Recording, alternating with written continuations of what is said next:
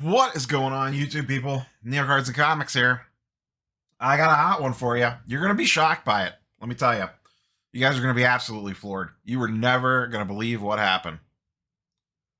A whatnot breaker allegedly, potentially, most likely, not 100% sure, we'll see, scam someone on a 101. I know this sounds wild. I know this is tough to believe that a breaker on whatnot would hit a monster card, it magically never gets shipped, and then magically shows up in their repack months later. That could never happen. No one would ever do such a thing.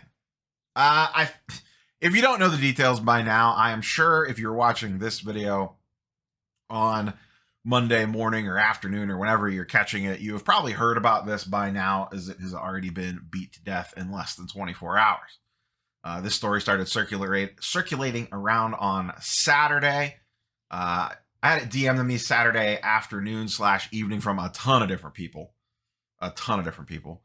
And I'd already recorded the Sunday video and I hadn't had time to actually dig into it yet. And I didn't want to just throw it out there without doing a little bit of research in it. And this is not the thing that I was hinting about at in yesterday's video in regards to trying to source something out. This was not that. But I've had time to dig into it, look at it. I feel like I don't need to go through the particulars. Everyone knows it at this point. Bleacher hits / Bleacher breaks. Say that 5 times fast. Hit this 101 waddle. Guy said it never got shipped to him, lost in shipping. Then it turns up in the repack product. They have some lame excuse and some lame DMs showing that, oh yeah, we negotiated to buy this card off of somebody else and this, that, and the other thing. Dan the Cardman pointed this out. I'm sure Whatnot could reach out to PSA and find out who graded this card and see if it's anyone related to them. And maybe it is all innocent. I'm sure there's a chance that it could be, that this is all just one big coinkydink. But the problem is there's been too much nonsense around stuff like this in the past that now nobody gets cut a break. And I don't, once again, walks like a duck, quacks like a duck. Card porn says it there, probably is a duck. I agree 100%. I think this is super fishy. I think something went down. But my larger point here is that stuff happens. Packages do get lost in the mail. It does happen for sure.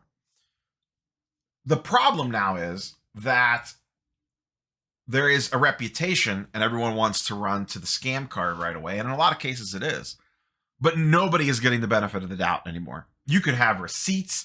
It probably doesn't even matter.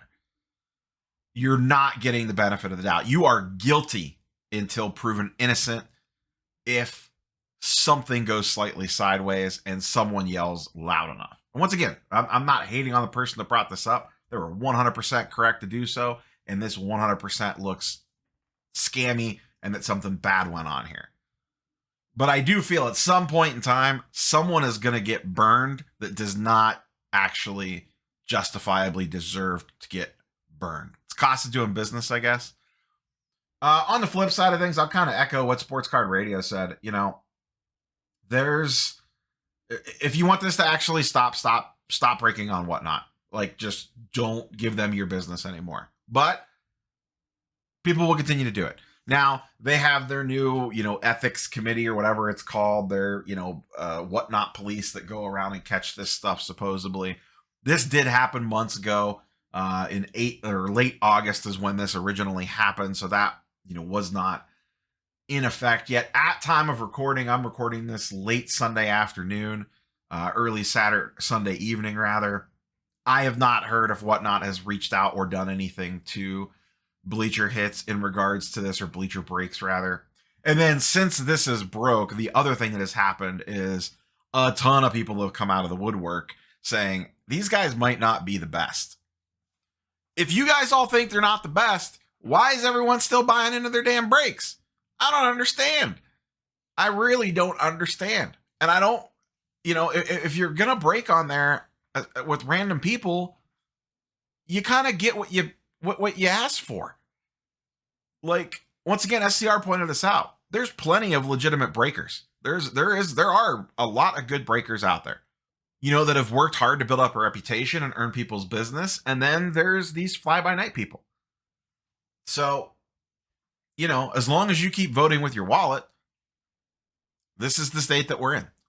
And I think, we talked about this the last time, like a couple months ago when this all went down, or not, it wasn't even a couple months ago, it was like a month ago, when the last time this happened with the whatnot breaker.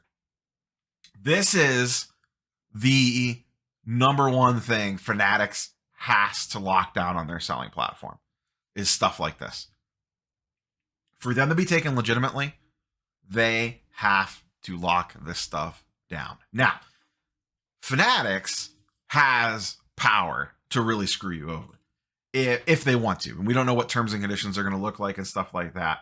But if I'm Fanatics, if you sign an agreement to break on whatever the Fanatics live streaming app ends up being called, their competition to Whatnot and eBay Live and whatever, if you sign up for that and you mess up, we'll just yank your allocation. It's as simple as that. And then you're screwed. And they'll probably just kick you off the platform. But they have got to have a system set up to catch this stuff. And most importantly, to vet the people that they are letting on the platform before they even come on for their first break or whatever they're doing, live selling, whatever. I'll be curious. I don't think, I wonder if they will or not. If I was Fanatics, I would not allow people to sell repacks. I'll be very curious if they do. I would think that they wouldn't, because it's kind of taken away from Fanatics business. Why should you pay the breaker $100 for a repack product when you could buy a Fanatics licensed box off the breaker? But I'm not a repack guy at all. I frankly hate repacks. And I think that they should have a zero tolerance policy on selling of repacks as well. I think it just helps eliminate future issues. And once again, I can kind of see why they would have that in place anyways, because they want you to spend that money buying boxes, not people's repacks.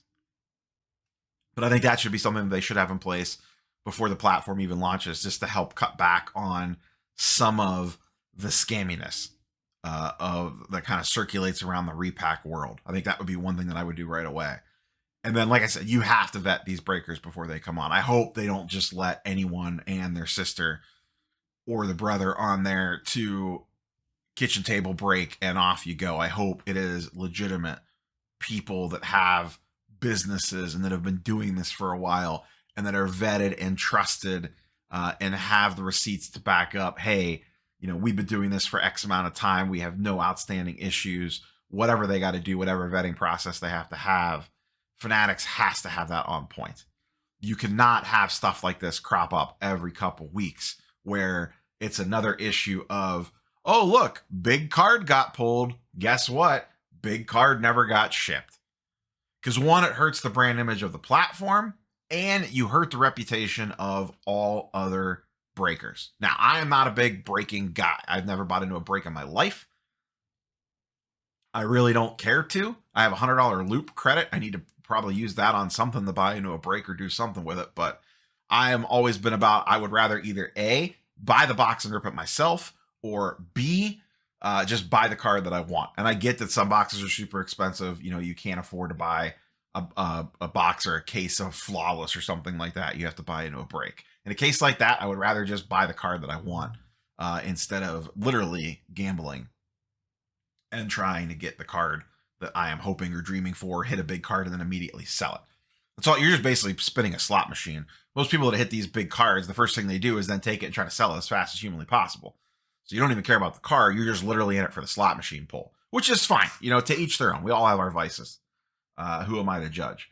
But Whatnot needs to get this under control, because the Fanatics live streaming app is coming and is probably potentially going to hurt them quite a bit. And Fanatics, whatever they end up doing, they have to have this stuff on lockdown as much as possible and have a system in place. Maybe it's 3 strikes, you're out, and depending on the level of the bad deed that you perform, because I don't think, on an immediate something goes haywire, you should get banned or something crazy like that. Because like I said before, stuff does happen. We have all bought and sold cards on eBay that don't end up getting delivered, whether you were the seller or the buyer, that they go haywire, or the postal people or the FedEx or UPS or someone else sneaks in with their shenanigans and nonsense and steals the card or steals the package or whatever. As long as the breaker makes it right, and as long as there's not a pattern of behavior and tracking can be provided, and whatever else they need to do to dot their I's and cross their T's, then they should get a little bit of leeway, at least on the first or second one. Also, depending on the card and all that. But stop using whatnot if you want this crap to stop. Break with actual reputable breakers. It's that easy. I don't know. I can't even count how many videos I've done this year on a breaker doing something shady / scammy / whatever. So that's all I got for you, boys and girls. We will catch you on the next one. Peace.